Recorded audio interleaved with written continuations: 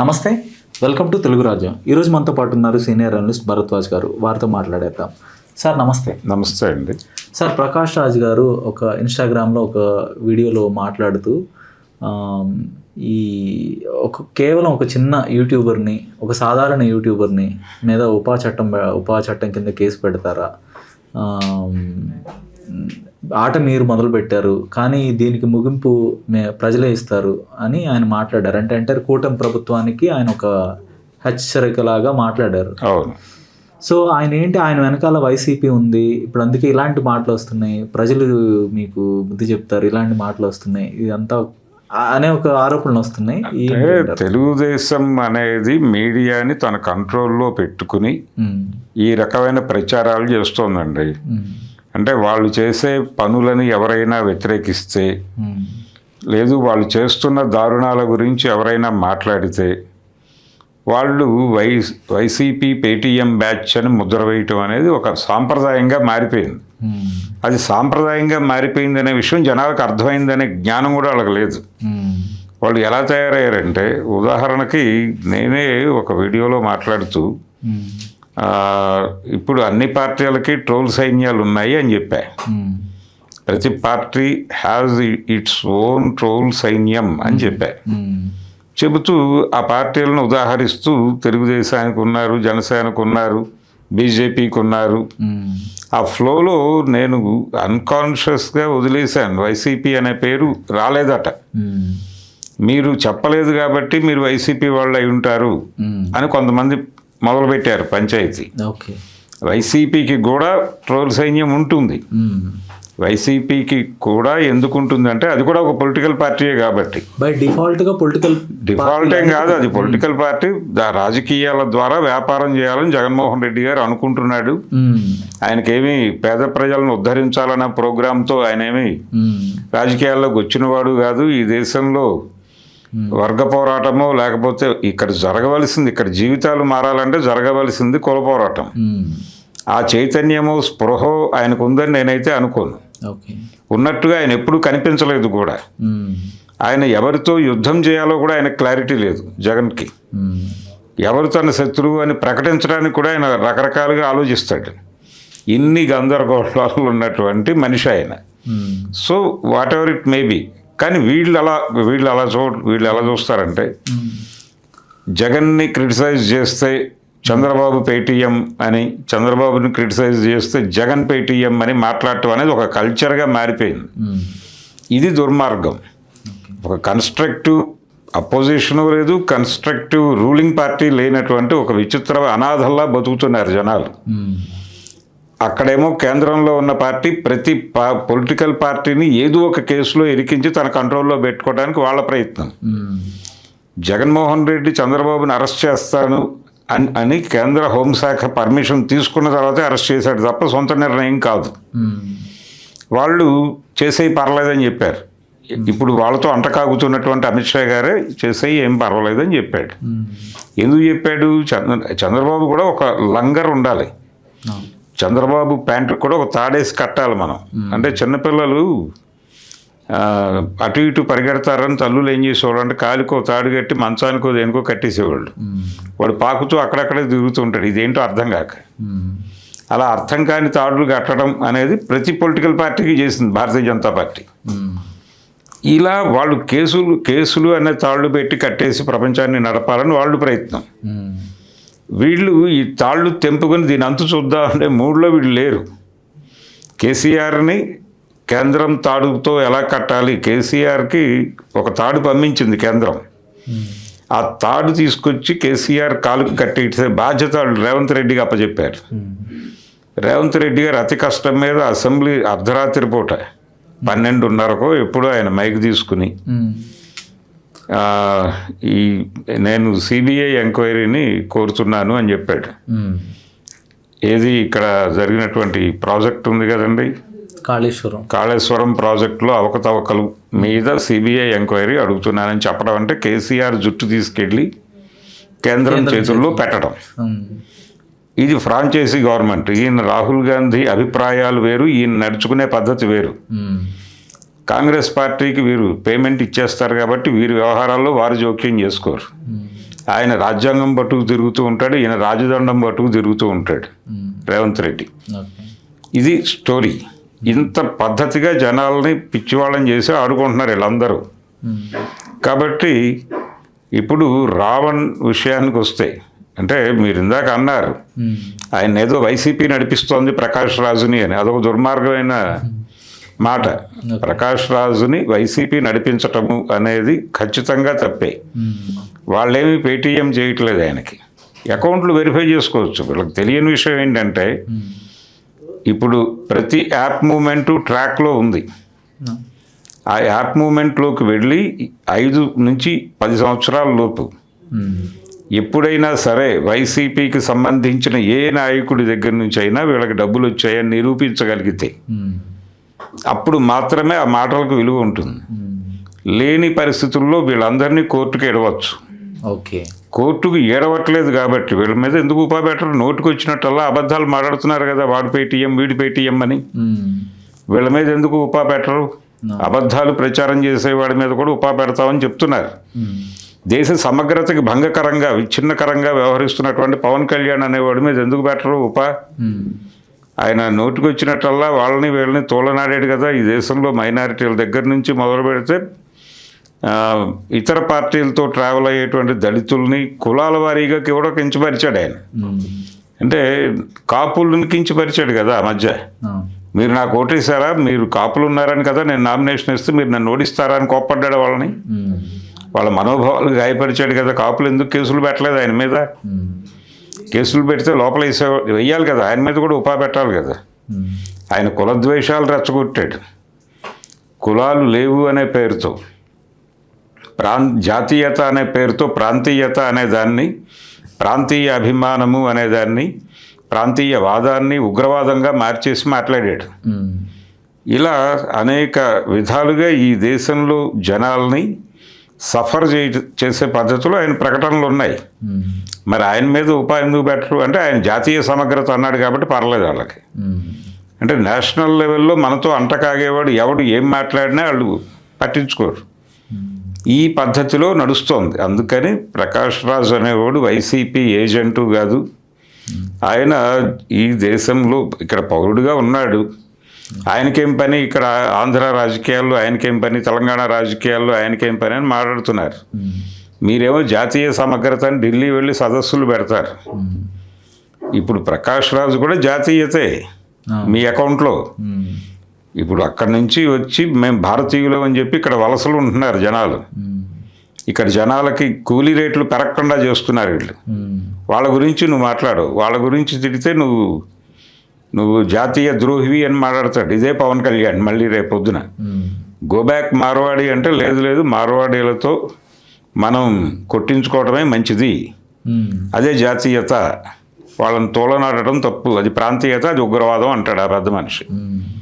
So వీళ్ళు ప్రతిదీ కూడా దోపిడీ శక్తులకి ఉపయోగపడే పద్ధతి నేరేటివ్స్ని మాత్రమే ప్రచారం చేస్తారు. ప్రకాష్ రాజ్ కర్ణాటక వాడే అయి ఉండొచ్చు, కానీ ఆయన నివాసం ఉంటుంది ఇక్కడ. ఇక్కడి నుంచి అరెస్ట్ చేసి పట్టుకెళ్ళారు రావణ్ అనే అతన్ని. అతను సినిమా మనిషే ఒక రకంగా. రావణ్ కూడా ఆయన కూడా సినిమా వరణంలో తిరిగిన వాడే. ప్రకాష్ రాజ్తో ఆయనకు ఏదో పరిచయం ఉంది. ఆ మేరకు ఒక ఇంటర్వ్యూ చేశాడు ఆయన్ని. అలాగే ఏదైనా తెలుగు పదాలు వాడేటప్పుడు ఆయనకి ఏదైనా డౌట్ వస్తే తెలిసిన వాళ్ళని అడుగుతాడు. అలా ఇతన్ని కూడా అడిగాడు 2-3 సార్లు. ఆ అడిగిన తాలూకా వాళ్ళిద్దరి మధ్య జరిగిన కాన్వర్జేషన్ని పట్టుకొచ్చి సోషల్ మీడియాలో పెట్టి ప్రకాష్ రాజ్ అనేవాడు వీడి ఏజెంటు. అసలు ఆ క్లిప్ ఇప్పుడు ఎలా బయటకు వచ్చింది సార్? అంటే రకరకాలు తీశారు. ఇప్పుడు రావణ్ అనే అతను ఎవరో అమ్మాయిని ముద్దు పెట్టుకుంటున్న వీడియో ఒకటి పెట్టి రావణ్ రాసలీలలోని ఒక శాటిలైట్ ఛానల్ గగ్గోలు పెట్టింది. ఎందుకు 100 మందిని ముద్దు పెట్టుకుంటాడు, నీకు వచ్చిన ప్రాబ్లం ఏంటి? ఆయన ముద్దులు పెట్టుకోవటానికి, లేకపోతే ఆయన రాసలీలలే చేశాడు, నీకు వచ్చిన సమస్య ఏమిటి? ఈ ప్రపంచానికి ఏమైనా హాని జరిగిందా? నైతికత అనే బెత్తం తీసుకుని మీరు రోడ్డు మీదకి వచ్చి పెత్తనం చేస్తే నడ్డి మీద తంతారు. అది చేస్తున్నారు వాళ్ళు. ఓ పక్కన అవతలవాడు చేసిన స్కామ్ గురించి మాట్లాడుతుంటే నువ్వు 10th క్లాస్లో బలానా అమ్మాయి రోడ్డు మీద వెళ్తుండగా విచక్షణ లేకుండా ఆ పక్కన మూత్ర విసర్జన చేసావు అని మాట్లాడతాడేంటి వీడు? బుద్ధి జ్ఞానం ఉండాలి కదా. ఓకే. ఆ పద్ధతిలో తయారైపోయింది మీడియా.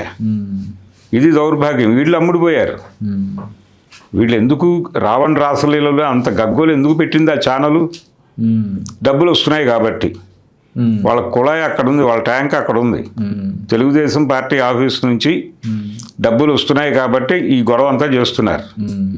అది మహా టీవీ కావచ్చు, TV5 కావచ్చు, మరొక ఛానల్ కావచ్చు, ABN కావచ్చు, వీళ్ళందరి ట్యాంకులు నింపుతోంది అక్కడి నుంచే. కాబట్టి వీళ్ళందరూ చాలా బహిరంగంగానే ఆ యాంకర్లకు ఏం సంబంధం అండి? గొడ్డల పార్టీ అంటాం. ఇప్పుడు అది గొడ్డల పార్టీ అనడం తప్పు కదా. ఆ ఛానల్లో యాంకర్లు లేకపోతే హోస్టులు అని నేను అన్నాను అనుకోండి, వీడు కూడా గొడ్డల పార్టీ వాడే, పేటిఎం, వీడికి రాత్రికి జగన్ గారు ₹1,00,000 పంపిస్తారు డైలీ అని మాట్లాడతారు వీళ్ళు. బుద్ధి జ్ఞానం లేకుండా. నా అకౌంట్ వాళ్ళు తెరిచి చూసుకోవచ్చు, ఓపెన్గా చెప్తున్నా. కాబట్టి ఇలా మాట్లాడటం అనేది ఒక ప్రోగ్రామ్గా మారిపోయింది. ఎవరిని పడితే వాడిని ఎలా పడితే అలా మాట్లాడేయటం. ఇప్పుడు నేను కూడా వాళ్ళని చూసి జాలి ఎందుకు పడుతున్నానంటే, వాళ్ళకు ఉద్యోగాలు కావాలి, సంపాదన కావాలి, బతకాలి. ఆ బతుకు తెరుగు మీడియా అనేది కొనేయటం వీళ్ళ పాపం కాదు. మీడియా అనేది అమ్ముడుపోయింది, అమ్ముడుపోయేలా చేశారు అధినేతలే. మీడియా అనే దాన్ని ఒక సరుకుగా మార్చారు. మనిషే సరుకుగా మారిపోయిన సమాజం, మనిషిని సరుకుగా మార్చిన సమాజం. మార్కెట్ ఎకానమీ ప్రతి దాన్ని సరుకుగా మారుస్తుంది. మనిషిని సరుకుగా మారుస్తుంది, వ్యవస్థని కూడా సరుకుగా మారుస్తుంది. అందులో భాగమే మీడియా సరుకుగా మారింది. మీడియాని వాళ్ళు కొనుగోలు చేసి దొడ్లో కట్టేశారు. కట్టేసిన దానిలో బతుకు తెరువు వెతుక్కుంటున్నారు వీళ్ళు. కాబట్టి తప్పదు. అక్కడ ఆ మాటలు మాట్లాడకపోతే, గొడ్డల పార్టీ అనకపోతే ఊరుకోరు అతన్ని. అతనికి జీతం ఇచ్చేది అందుకోసమే. దాన్ని ఎంత ప్రభావవంతంగా చెప్పగలవో నీ కళాభినివేశాలన్నీ ప్రదర్శించి చెప్పాలి. చెప్పకపోతే నీతో పనే ఉంది. మీకు ఇచ్చిన క్యారెక్టర్ని మీరు ఎఫెక్టివ్గా పోషిస్తేనే మీకు జీతం ఇస్తాడు వాడు. లేదంటే ఇంకొకరిని చూసుకుంటాడు, ఇంకో ఆర్టిస్ట్ని చూసుకుంటాడు. అందుకని నెమ్మదిగా ఈ యాంకర్లు, ఎనలిస్టులు వాళ్ళల్లో జ్ఞానధార లేదు. ఇప్పుడు డబ్బుధార మాత్రమే ఉంది. ఆ డబ్బుధారతోనే మాట్లాడుతున్నారు. జ్ఞానధార అనేది తెగిపోయి చాలా కాలమైంది మీడియాకి. అది వాళ్ళ కండిషన్. సో ఇటువంటి పరిస్థితుల్లో వాళ్ళు సోల్డ్ అవుట్ అయిపోయి వీళ్ళందరినీ, అంటే అదేదో పాత సామెత ఉంది, ఇప్పుడు అసలు ప్రపంచం నడుస్తోందే ఎదురుదాడి అనే సిద్ధాంతం మీద. ఎదురుదాడి సిద్ధాంతం ఏంటంటే, అయ్యా మీరు తప్పు చేస్తున్నారండి అని ఎవరైనా చేస్తే మీరు చేసిందే తప్పు అనడం. మీరు చేసింది రైట్ అని మీరు అనుకుంటున్నారా? మీరు తప్పే చేశారు. మీరు తప్పు చేసినప్పుడు నేను తప్పు చేశానని అడిగే రైట్ మీకు లేదు. నేను తప్పు, ఎవరైనా సరే తప్పు చేయని వాడు ఎవడైనా వచ్చి రాయేయాలి అని ఓ సిద్ధాంతాన్ని పెట్టుకుని బతికేస్తున్నారు వీళ్ళందరూ. కాబట్టి అంటే ఒక ప్రశ్న అడిగితే దానికి సమాధానం ప్రశ్న కాదు, క్లారిఫికేషన్ ఇవ్వండి. అయ్యా బలానా గ్రామానికి వెళ్ళే రోడ్డు బాగాలేదు అని సపోజ్ వైఎస్ఆర్సీపీ అసెంబ్లీకి వచ్చి అడిగితే ఏం చెప్తారు ఈ మంత్రులు? మీ పాలనలో రోడ్లు వేసారా మీరు తిరిగి అని దాడి చేస్తారు. అదే తప్ప ఆ రోడ్డు ఎందుకు వేయలేకపోతున్నాం, దానికి ఉన్న సమస్య ఏమిటి, ఇబ్బంది ఏమిటి, నిధుల సమస్య, లేకపోతే ఎక్కడి నుంచైనా గ్రాంట్ రావాల్సి ఉండి రాలేదా, లేదు దీనికి సంబంధించిన వైడనింగ్కి ఏదైనా వెళుతూ అప్రూవల్ కోసం ఏదైనా వెళ్ళారా, అక్కడ ఇరుక్కుందా ఫైలు, దానికోసం మీరు చేస్తున్న ప్రయత్నం ఏమిటో చెప్పేస్తే క్లోజ్, అందరూ జ్ఞానపడతారు. కానీ వీళ్ళు ఎలా చెప్పరు, అసలు దాన్ని అసలు మీరు బీకింది ఏమిటా అంటాడు లేస్ట్ మంత్రి గారు. అవును, మీ హయాంలో సరే మేము పీకలేదు, మేము పీకలేకపోయామనే కదా మీరు చెప్పారు, గెలిచారు, మరి మీరేం పీకారు అంటాడు. పీకావు అని మాట్లాడతావు, నువ్వు మాట్లాడావు కదా, ఇప్పుడు బయటకు రా పీక్కుందాం అంటాడు. ఇక అక్కడ నుంచి డైవర్షన్ అయిపోయి కొట్టుకుని గొడవ పడేసి పక్కకు దారి పడు, ఒక గంటన్నర కొట్టేసుకుని తిట్టేసుకుని బయటకు వెళ్ళి ఎవరి ప్రెస్ మీట్లు వాళ్ళు పెట్టేసుకుని ఇంటికి వెళ్ళి పడుకుంటారు. ఆ రోడ్డు ఏమిటో ఎవరికి తెలియదు, అది ఎందుకు పడలేదో తెలియదు. సో ఈ కండిషన్లో రాజకీయాలు నడుస్తున్నాయి ఈ దేశంలో. డైవర్షన్ రాజకీయాలు. ఇప్పుడు ప్రకాష్ రాజు అడుగుతున్న ప్రశ్నలకు సమాధానం చెప్పగలిగే దమ్ముంటే చెప్పండి, లేదంటే మానేయండి, పట్టించుకోకండి. పర్సనల్ అటాక్ అనేది ఉండకూడదు. పర్సనల్ అమ్ముడు పోయాడని మాట్లాడే రైట్ ఎవరు ఇచ్చారు వీళ్ళకి? నీ దగ్గర ఏదైనా ప్రూఫ్ ఉంటే చూపించు. నీ దగ్గర ఏదైనా ప్రూఫ్ ఉంటే చూపించండి. ఇప్పుడు పవన్ కళ్యాణ్ని ప్యాకేజీ స్టార్ అన్నారు కదా ఆ రోజుల్లో. వారు అడిగారు మీ దగ్గర ఏమైనా ప్రూఫ్ ఉంటే చూపించండి అని. చంద్రబాబు గారు ఏ రోజైనా నా ఇంటికి వచ్చి డబ్బుల మూటలో పెట్టినట్టుగా నీ దగ్గర ఫోటో ఉందా అని అడిగాడు ఆ పెద్ద మనిషి. మరి ఆజ్ఞ మిమ్మల్ని అన్నప్పుడు మీ జ్ఞాననేత్రాలు తెలుసుకుంటే అవతల అనేటప్పుడు మీ జ్ఞాననేత్రాలు మూసుకుపోతాయా? అది ఎలా కుదురుతుంది? పైగా ఆయన 8,000 పుస్తకాలు చదివిన జ్ఞాని పవన్ కళ్యాణ్ గారు. 2 లక్షల పుస్తకాలు. 2 లక్షల? అవును సార్. 2 లక్షలు చదివి ఉండొచ్చు. కాబట్టి 2 లక్షల పుస్తకాలు చదివిన జ్ఞాని ఇంకెంత విచక్షణతోనూ ఇంకెంత జ్ఞానవంతంగానూ వ్యవహరించాలి. ఒక విజను పాడు ఉండాలి కదా మనిషికి. అది ఉన్నట్టుగా మనకు ఎక్కడా కనిపించట్లేదు. ఆయన రెచ్చగొట్టే ధోరణిలోనే వెడుతున్నాడు. ఆయన్ని మెప్పించడం కోసం ఈ మాటలన్నీ మాట్లాడుతున్నారు. ఇప్పుడు ఆయన్ని మెప్పించడం అనేది కేవలం జనసేన బాధ్యత మాత్రమే కాదు, టీడీపీ బాధ్యతగా కూడా మారింది. నెమ్మదిగా వీళ్ళు కూడా అందుకున్నారు ఇప్పుడు. అందుకుని ఇష్టం వచ్చినట్టు మాట్లాడతాడు అతను. అతని మీద అసలు ఇది చాలా చిన్న కేసు పెట్టింది. ఉపాయం ఏమిటండి, ఇంకా ఏవైనా కేసులు ఉంటే తయారు చేసి అయినా పెట్టాలి అని మాట్లాడుతున్నారు సోషల్ మీడియాలో. మరి వారు తిట్టారు కదా, వారు తిడతారండి, వారికి ఆవేశం ఉంది, తిడతారు. మరి వీరికి ఆవేశం లేదా? తీయించేశారా మీరు ఏవైనా? మీ దగ్గర ఏమన్నా నరాల్లో నుంచి ఎమోషన్స్ గుంజేసేటువంటి యంత్రాలు ఏవైనా ఉన్నాయా అని అడిగితే ఏం చెప్తాడు ఆయన? జన సైనికులు. కాబట్టి ఒక రకంగా మమ్మల్ని మేము ఏవైనా చేస్తాం, గ్రాంటెడ్గా తీసుకోండి. మా గురించి క్వశ్చన్ చేయటమో మాట్లాడటమో ఇలాంటి పనులు చేయిస్తే వాళ్ళని దేశద్రోహులని ఈ దేశం నుంచి గెంటేయగలము. ఈ దేశంలోనే వాళ్ళు ప్రమాదకరము అంతర్గత భద్రతకి అని చెప్పి అడ్డు తొలగించగలము కూడా. ఇప్పుడు పోలీస్ స్టేషన్లో అంటే భయపడుతున్నారు కదా జనాలు. ఆ జరిగినటువంటి సాయికృష్ణ హత్య దగ్గర నుంచి ఇప్పుడు ఆ పేరుపోగు వెంకటేశ్వరరావు గారు అబ్బాయి పేరుపోగు క్రాంతి కుమార్ మరణానికి ఈ సాయికృష్ణ మరణానికి ఏదో లింక్ ఉందనేది ఒకటి ఎస్టాబ్లిష్ అవుతోంది నెమ్మదిగా.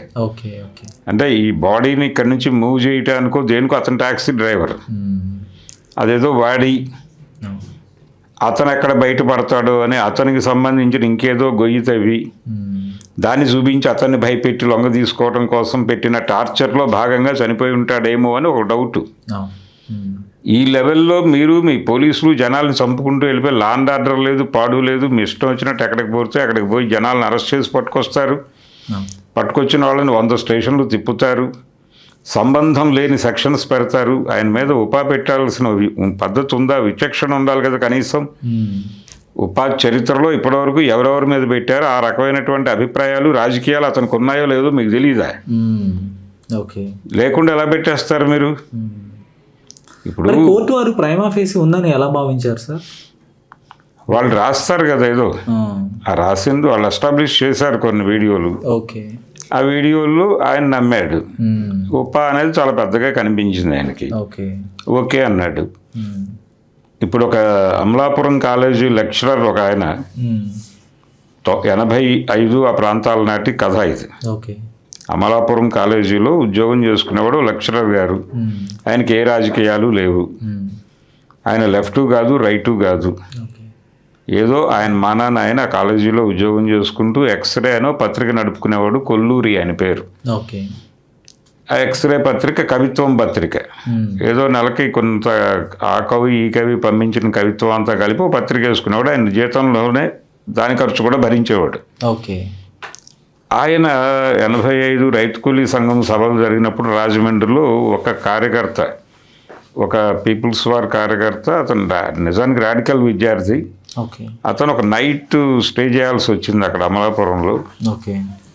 ఈయన స్టూడెంట్ కూడా. అతను మాస్టారు నేను నైట్ మీరు ఇంటి దగ్గర పడుకుని పొద్దున్నే వెళ్ళిపోవచ్చు అని అడిగితే పడుకో దాని ఉంది వరండాలో అన్నాడు. వెళ్ళాడు, ఆయన ఏదో చాపి ఇచ్చాడు, అతను పడుకున్నాడు. లేచి వెళ్ళిపోయాడు. రాజమండ్రిలో అతను అరెస్ట్ చేశారు. ఎక్కడి నుంచి వస్తున్నావు అంటే అమలాపురం నుంచి వస్తున్నాను, బలాన్ చోట పడుకుని వస్తున్నాను అని చెప్పాడు అతను. వెంటనే ఈయన్ని తీసుకెళ్ళి ఆయనకి మీద కేసులు పెట్టి ఆయన కేసుల్లో ఈయన్ని ఏటుగా పెట్టి తోస్తారు లోపలికి. ఈయనకి ఏ సంబంధం లేదు, ఏ గొడవ లేదు. వాళ్ళ ఫ్యామిలీ గగ్గోలు 3 నెలలు పట్టింది ఆయన బయటపడటానికి. ఓకే. ఎన్టీ రామారావు గారు ముఖ్యమంత్రిగా రాజ్యం చేస్తున్న రోజుల నాటి స్టోరీ. ఇది ఒక కల్చర్గా పోలీసు వారు డెవలప్ చేసేసుకున్నారు. అందుకని ఆ ప్రమాదాల గురించి ఎవడు మాట్లాడు. నోరు తెరిస్తేనేమో నువ్వు జగన్ దగ్గర అమ్ముడుపోయావు, లేకపోతే నువ్వు బలాన్ చోట పాకిస్తాన్ నుంచి డబ్బులు వస్తాయని, నీకు చైనా నుంచి డబ్బులు వస్తున్నాయని నీ నోటికి వచ్చినట్టు మాట్లాడతావు. అంటే మీరు బుల్డోజ్ చేసేసి ఒక ట్యాగ్ వేసేస్తే ప్రపంచం నమ్మేస్తుందని అనుకుంటున్నారా? మీ మెడలకు కూడా ట్యాగులు వేస్తున్నారు ప్రపంచం అనే విషయం మీకు అర్థం కావట్లేదు వీళ్ళకి. వీళ్ళ మెడలకు కూడా ట్యాగులు పడుతున్నాయి. ఇప్పుడు వాళ్ళు ఏదో పెద్ద జాతీయవాదము అంతా ఈ దేశం కోసం ఏం చేయడానికని చచ్చిపోవడానికని, ఈ క్షణం చచ్చిపోండి మీరు దేశం కోసం అంటే చచ్చిపోతాం, ఒక 2 నిమిషాలు టైం ఇవ్వండి అనే మూడ్లో ఉన్నట్టుగా కనిపిస్తారు వీళ్ళు.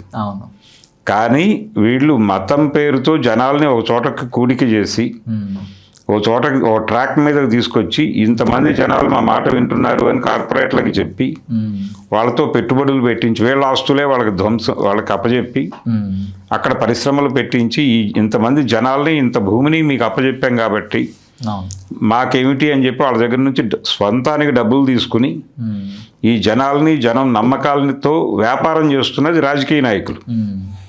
అది పవన్ కళ్యాణ్ కావచ్చు, జగన్మోహన్ రెడ్డి కావచ్చు, చంద్రబాబు కావచ్చు, అమిత్ షా అనేవాడు, లేకపోతే నరేంద్ర మోడీ అనేవాడు ఈ గ్రేడింగ్లో టాప్ రేట్లో ఉంటారు. ఈ లెవెల్ దారుణాలు వాళ్ళు చేస్తుంటే వాళ్ళ మీద వాళ్ళు కదా అసలు పెట్టాల్సినటువంటి వ్యక్తులు వీళ్ళందరూ. వాళ్ళని వదిలిపెట్టి వాడు యూట్యూబ్లో మాట్లాడుతున్న వాడి మీద కేసు పెట్టేసి మీ ఇష్టం వచ్చినట్టు చేస్తుంటే జనం మాట్లాడట్లేదు అనేది ఒక్కటే మీరు గ్రాంటెడ్గా తీసేసుకుని ఈ బిహేవియర్ అంతా నడుస్తోంది. జనం రోడ్ల మీదకి వచ్చి గనక కొడితే వీళ్ళని అప్పుడు కథ దారిలోకి వస్తుంది. అప్పటి వరకు ఈ గోలే వీళ్ళు ఏవైనా మాట్లాడతారు. కాబట్టి పబ్లిక్ని అవేర్ చేయడానికి తనకి తెలిసిన ప్లాట్ఫామ్లో ఆయన తనకు తెలిసిన పద్ధతిలో ఏదో మాట్లాడుతున్నాడు. అది కూడా రిస్కే. ఇప్పుడు ఆయన గుంజారు కదా రోడ్డు మీదకి, ఆయన ఇంటిగ్రిటీ మీద దాడి చేశారు కదా, వైసీపీ మనిషి అమ్ముడుపోయాడు అనే ఖాతాలో వేయటం దగ్గర నుంచి ఇంకా చాలా విషయాలు తవ్వుతారు. ఇతని నైతిక స్వభావం బాగాలేదు, ఇతని సినిమాల్లోకి వచ్చిన కొత్తలో కన్నడ సినిమాలో ఫలానా అమ్మాయిని ఇలా మాట్లాడాడు దాకా వీడియోలు వస్తాయి. డెఫినెట్గా చేస్తారు, ప్రతి ఒక్కడి మీద చేస్తారు. కాబట్టి ఇది ఒక టార్చర్ ప్రోగ్రామ్ నడుస్తుంది కొంతకాలం. ఫేక్ న్యూస్ సర్క్యులేషన్ అనే ప్రోగ్రాంలోకి ఇప్పుడు వాళ్ళ ట్రోల్ బృందాలన్నీ దిగిపోయి ఆల్రెడీ ఆ పనిలో ఉండుంటారు. వీళ్ళు ఏ ఎండ్కైనా వీడియోలు చేసేస్తారు. చాలా అంటే గంభీరమైన మొహం పెట్టేసి చాలా దారుణమైన అబద్ధాలని అతి అద్భుతమైన నిజాల్లాగా మాట్లాడేటంలో వాళ్ళకి చాలా సమర్థత ఉంది. వాళ్ళని ట్రైన్ చేశారు ఆ విధంగా. అందుకని ప్రస్తుతం ప్రపంచం చాలా దారుణంగా ఉంది. పర్టికులర్గా అధికార పార్టీలన్నీ చాలా అగ్రెసివ్గా ఉన్నాయి. అధికారాన్ని నిలబెట్టుకోవడానికి, దోపిడీగా నడుపుకోవటానికి, దానికి విఘాతం కలగకుండా ప్రతి ఒక్కరిని టార్గెట్ చేసి ఎవరైనా వీళ్ళ వ్యాపారానికి విఘాతం కలిగిస్తే వాడి మీద ఏదైనా చేయడానికి సిద్ధంగా ఉన్నారు. 100 జస్టిఫికేషన్ సిద్ధాంతాలు రెడీగా పెట్టుకున్నారు సైకలాజికల్గా కూడా. సోషల్ మీడియాలో రకరకాల ప్రచారాలు చేయిస్తున్నారు వాళ్ళ ట్రోల్ సైన్యం ద్వారా ప్రతి ఒక్కళ్ళ మీద. కాబట్టి ఈ భావజాలపరమైనటువంటి యుద్ధం, విస్పరింగ్ క్యాంపెయిన్ అంటారు దీన్ని, గుసగుసల ప్రచారం. ఈ గుసగుసల ప్రచారం అనేది విపరీతంగా చేస్తున్నారు. దానికి కోట్ల రూపాయలు ఖర్చు అవుతున్నాయి. అది పెట్టైనా పర్వాలేదు, మేము గుసగుసల ప్రచారమే చేస్తాం, అదే మమ్మల్ని గెలిపించింది, అదే మమ్మల్ని బతికిస్తుంది అని మాట్లాడుతున్నాడు చంద్రబాబు గారు.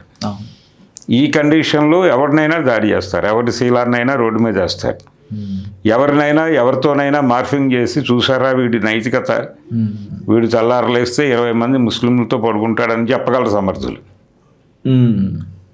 లేదు ఇంకొక 20 మంది క్రైస్తవులతోనూ, లేకపోతే ఇంకో 40 మంది బౌద్ధులతోనూ, వాళ్ళ ఇష్టం, వాళ్ళు ఏవైనా చేయటానికి సిద్ధపడిపోయారు అనేది వాస్తవం.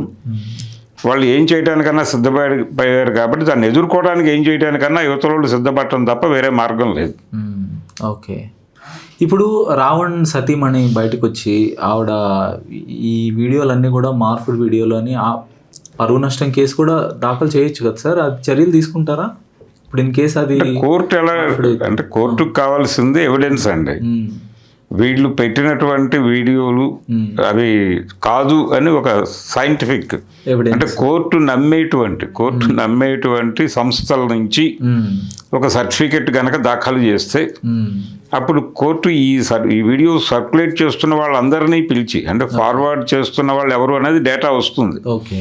ఆ డేటా ప్రకారం సుమోటోగా కూడా వాళ్ళ మీద కేసులు పెట్టచ్చు. ఓకే.